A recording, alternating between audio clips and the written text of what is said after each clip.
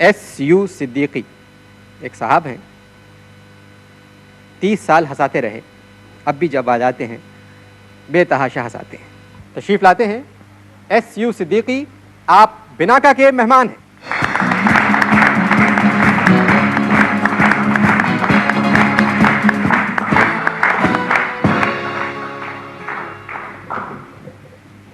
अब तो आप सब पहचान गए होंगे कि ये कौन है। ये बड़ी इज्जत की बात है कि अशफाक साहब के पास आपने मुझे बड़ी बिठाया। मेहरबानी है, देखिए हमें तो पता नहीं था कि आप सिद्दीकी हो गए। अब असल नाम से तो जाने, अब जाएंगे, बल्कि बहुत से लोगों को नहीं पता होगा कि लहरी साहब जो हैं असल में सिद्दीकी हैं। नाम है सफीरुल्लाह सिद्दीकी। हाँ, बहुत खूबसूरत नाम है, हम तो खैर जानते थे। अब तो हम फिल्मी नाम से पुकारेंगे आपको इस वक्त। जी। अच्छा लहरी साहब, ये बताइए कि आप तो कराची के फनकार थे। जी। तो ये लाहौर की इंडस्ट्री में आपका जाना कैसे हुआ? रेलगाड़ी से? नहीं नहीं, आप समझे नहीं, मेरा मतलब था कि वहाँ गए किस तरह? वहाँ किसी ने बुलाया वहाँ? जी हाँ, मुख्तलिफ ऑफ़र आए। यहाँ 1-2 पिक्चरें छोटी मोटी की थी जी। उसके बाद मुख्तलिफ ऑफ़र आए। इलियास कश्मीरी साहब ने मुझे यहाँ कराची में ऑफ़र दिया, तो इश्क पर जोर नहीं एक पिक्चर थी वो बना रहे थे। तो ट्रेन, सेकंड क्लास का किराया और वहाँ का होटल वगैरह ये सारा तय हो गया, और जो उन्होंने तय किया उस पर वो कायम रहे। उसके बाद ये मैंने पूछा कि वहाँ स्टेशन पे जब मैं आऊँगा तो मुझे लेने कौन आएगा? तो बोले कि हमारा आदमी लेने आएगा। तो मैंने कहा कि वो पहचानेगा कैसे? बोले कि अरे आपको कौन नहीं पहचान, हालांकि 2 पिक्चरें हुई थी। बोले आपको कौन नहीं पहचानेगा? तो मैं भी चौड़ा हो गया, फिल्म स्टार लहरी, पहचान लेंगे। वहाँ साहब ट्रेन से उतरा मैं प्लेटफार्म पर, अब मैं देख रहा हूँ कुछ नहीं। मैंने ये देखना शुरू किया कि कोई आदमी किसी को तलाश कर रहा है, तो मैं देखता हुआ ऐसे ऐसे ऐसे, तो यहाँ नज़र रुकी मेरी, तो 2 पुलिस वाले मुझे देख रहे थे। मैंने सामान उठाया और प्लेटफार्म से आगे वो मुसाफिर खाना समझ लें, तो वहाँ पर मैं, वो एक पिलर है उसके पास वो चिपटा हुआ है उससे गद्दे वद्दे, तो वहाँ पर मैं पहले खड़ा रहा, फिर बैठ गया मैं। पैसेंजर भी चले गए, कुली भी चले गए, सौदा बेचने वाले भी चले गए। वो एक साहब खड़े हुए थे, वो भी किसी का इंतज़ार कर रहे थे। मैं बैठा हुआ था, तो वो फिर मेरी तरफ मुड़े, बोले आप कहीं बाहर से आए हैं? मैंने कहा आप क्या समझ रहे हैं मैं इसी बेंच पे रहता हूँ? मैंने कहा इलियास कश्मीरी साहब ने आपको भेजा? बोले जी जी जी। ताकि अब होटल चलें? बोले नहीं, पहले सिनेमा पे जाएंगे, इलियास कश्मीरी साहब से मिलना है और उनसे बातचीत कर लीजिए। वहाँ पहुँचे साहब, इलियास भाई बोले ठीक है, सब खैरियत, कोई तकलीफ़ तो नहीं हुई? मैंने कहा नहीं जी। मैं कहा कि मैं नहाना चाहता हूँ। बोले कि क्या बहुत जल्दी? मैंने कहा हाँ, उलझन हो रही है, इतना लंबा सफ़र किया, मैं नहाना चाहता हूँ। तो उन्होंने नौकर को बुलाया, नौकर को अठन्नी दी, बोले कि जा हमाम पे इन्हें नहला के लिया। तो ऐसा लगा जैसे कि ये मुर्दा नहलाता है और मैं मुर्दा हूँ। तो 8 आने जब दिए तो उसने कहा कि जी अब तो रुपया लगता है। तो बोले कि साबुन अपना लेके जा। तो इस तरह साहब लाहौर पहुंचे। हाँ। अच्छा, ये आपने 25 साल वहाँ जी रहे, मतलब बाजी फिल्में तो हीरो और हीरोइन के बजाय आपकी वजह से मशहूर है। जैसे आपकी, बिल्कुल, हम तो अक्सर फिल्में में लहरी साहब को ऐसे देखने के लिए गया कि भाई कमाल अदाकारी, बल्कि आखिरी फिल्म जो है बीवी हो तो ऐसी शायद, वो भी कमाल की अदाकारी है। अच्छा, फिर ये बताइए, ये फिल्मों पे मुसीबत क्यों पड़ी? सेंसर क्यों सख्त हो गया इनके साथ?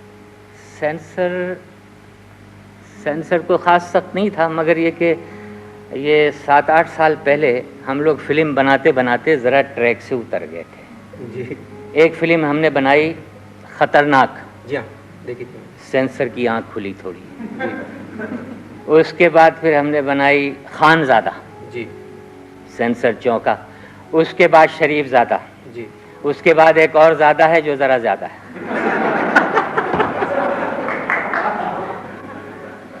तो वो फिर सेंसर भी ज़रा ज़्यादा हो गया जी, इस वजह से सख्ती हुई थी। जी, सख्ती होनी चाहिए थी। अच्छा, ये बताएं लहजा मुझे कि आपकी तो हर एक से दोस्ती बड़ी जी जान पहचान, जी।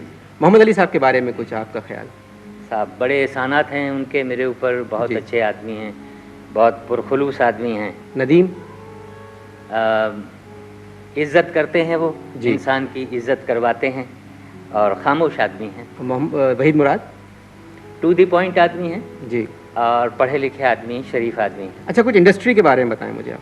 अब उसमें एक आध पिक्चर मैं साल में कर लेता हूँ, इंडस्ट्री तो तकरीबन छूट ही चुकी है। अच्छा, शाहिद? क्या छूट गए? नहीं, मैं शाहिद अदाकार जो है। अच्छा, मैं जी। मुजाहिद समझा। नहीं नहीं, शाहिद साहब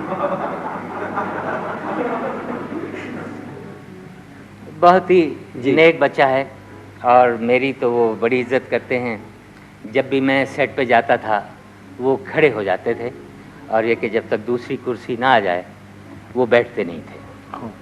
अशफाक साहब एक गाना सुनते हैं। एक हमारे टेलीविज़न के आर्टिस्ट हैं, शुरू उन्होंने रेडियो पाकिस्तान से काम शुरू अपना करियर का आगाज़ किया, फिर स्टेज पे आए, फिर टेलीविज़न पे आए और अब फिल्मों में चले गए। जाने पहचाने अदाकार हैं, गज़ब की अदाकारी करते हैं, जावेद शेख।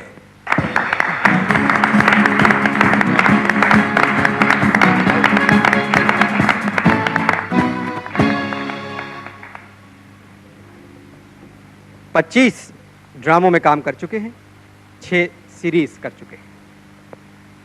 जावेद, आप टेलीविज़न पे इतने पॉपुलर थे, तो ये एकदम फिल्म में जाने की क्या सूझी आपको? फिल्म में अनवर साहब, महंगाई बड़ी हो गई थी, प्रॉब्लम था ज़िंदगी गुजारने का, इस वजह से फिल्म में चला गया। फिल्म में महंगाई का फिल्म से ताल्लुक क्या? नहीं नहीं, उसमें बड़ा ये गहरा ताल्लुक है।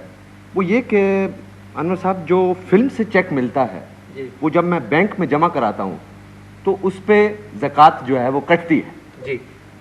टीवी से जो चेक मिलता है जब मैं उसको जमा कराता हूँ तो उस पे ज़कात मिलती है।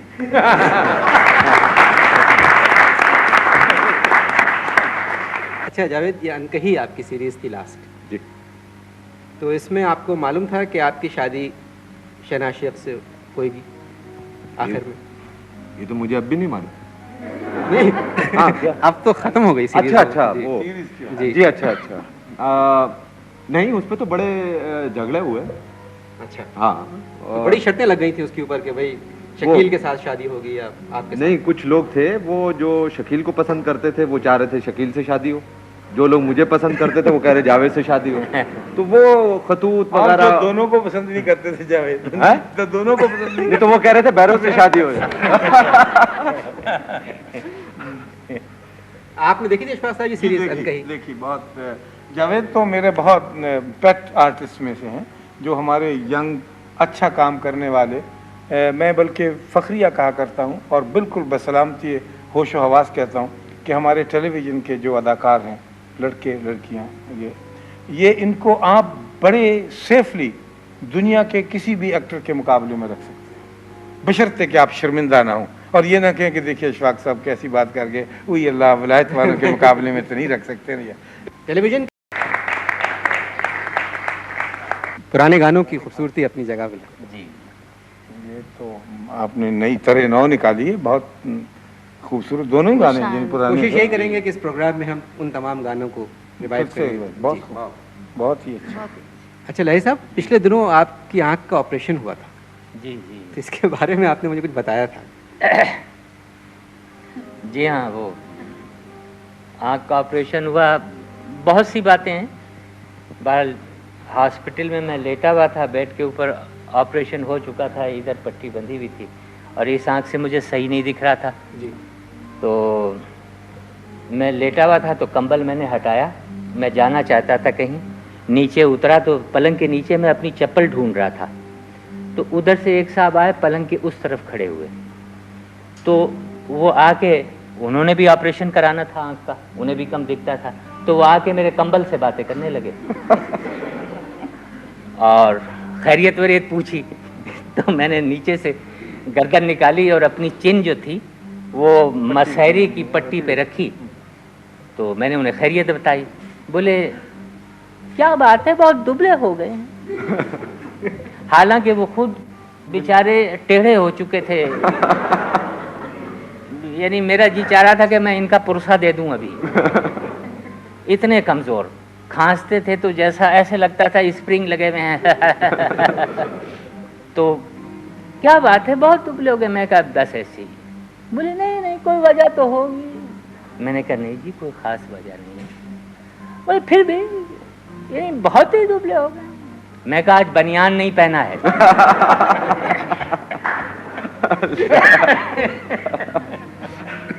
फिर आए एक दिन, बोले कि कल मेरा ऑपरेशन होने वाला है। मैंने कहा होशियार रहिएगा, बकरे की आंख लगा देते हैं। बोले बकरे की आंख लगा देते हैं? मैंने कहा आपने सुना नहीं? बोले हाँ उड़ती उड़ती सी कुछ सुनी। मैंने कहा बकरे की आंख लगा देते हैं, होशियार रहिएगा आप। बोले तो मेरी आंख का क्या करेंगे? मैंने कहा 10-20 हज़ार रुपए दे के लेके किसी के भी फिट कर देंगे। बोले तो मुझे कैसे पता चलेगा कि ये मेरे बकरे की आंख लग गई है? मैंने कहा भाईजान आपको थोड़ा इंतज़ार करना पड़ेगा। बकरीद से थोड़े दिन पहले अगर ये फड़फड़ाए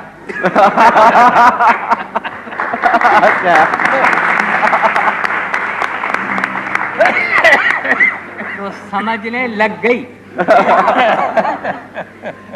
अच्छा शुक्रिया अदा करता हूँ। हाँ, बड़ी मेहरबानी है। सफ़र तमाम हुआ, बल्कि वरक तमाम हुआ और मज़हब बाकी है। इजाज़त दीजिए अगले हफ्ते तक के लिए।